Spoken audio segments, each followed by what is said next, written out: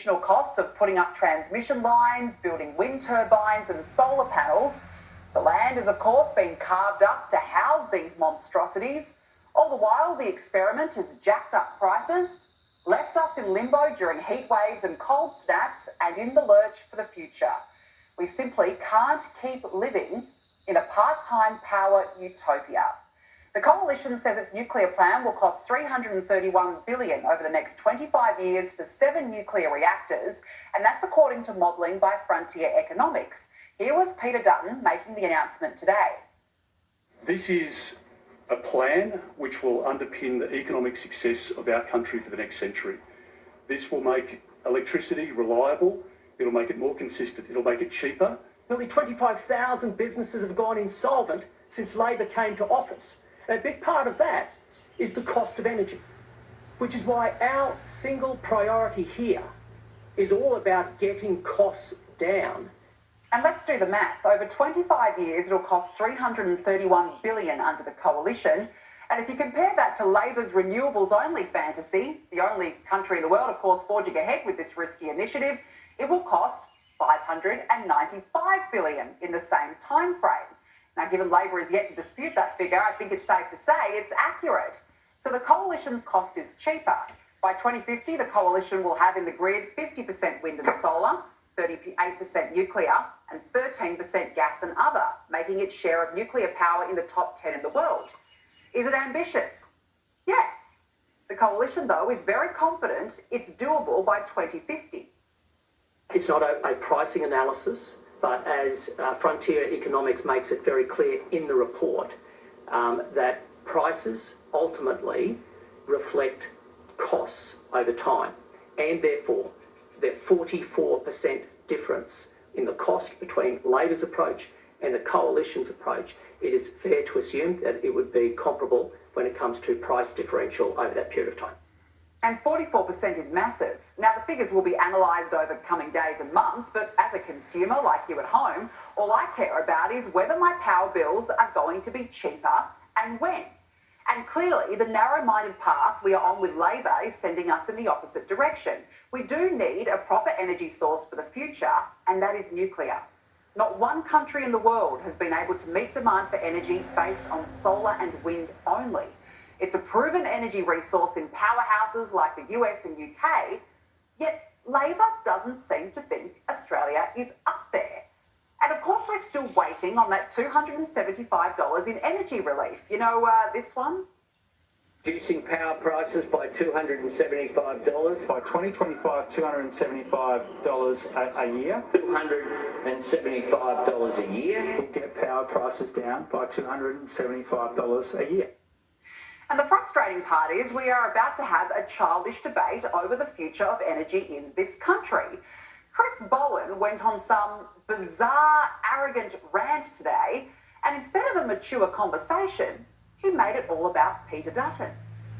Peter Dutton is a huge risk to Australia's energy system and a huge risk to Australia. He is a reckless leader who is a risk to Australia. And it didn't even stop there. Here was his message to Australia. Australians need cheaper power now, not more expensive power in decades to come. The alternative is to keep going with the government's plan, which is seeing more renewable energy connected to the grid this year than any other year in Australian history. That's what Australians need. Cheaper power now, not more expensive power in decades to come. That is a real risk to Australia's future.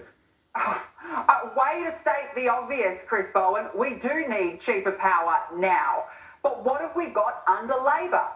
A 20% plus increase in power bills and rolling blackouts. And here's a laugh. Bowen was then asked about that $275.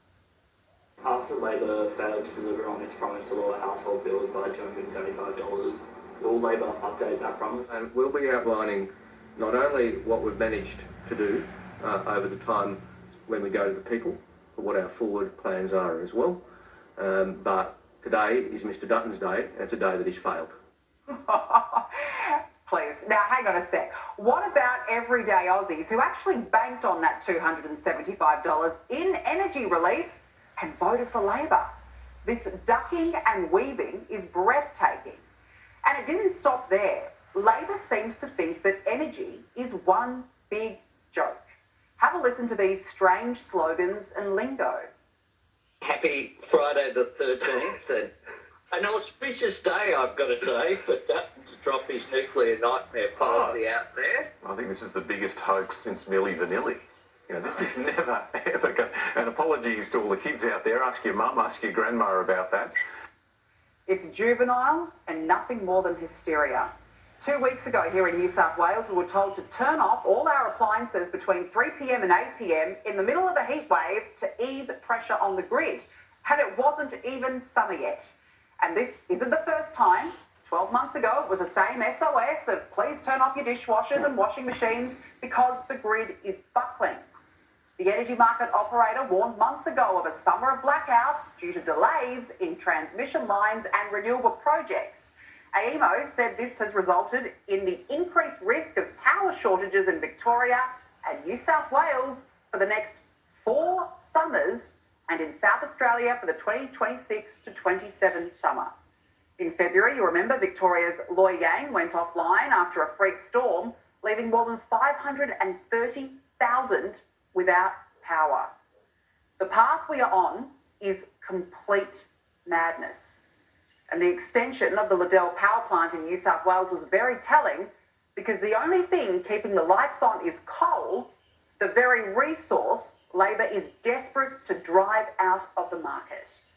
And this is the new normal under net zero. Rising power bills, rolling blackouts, grid uncertainty. But Bowen will tell you to. Now, the alternative is to stick with the plan, to get to 82% renewables, to stick with the plan for the cheapest form of energy, which is renewables, to stick with the plan which has seen renewable energy up by 25% since we came to office. Stick with the plan, stick with the plan, stick with the plan. God help us. It's a plan running on a whim and a prayer. All the warnings are there. Our transition to renewables is happening back to front, and we are poorer for it under Labor. Gee, this election could not come soon enough.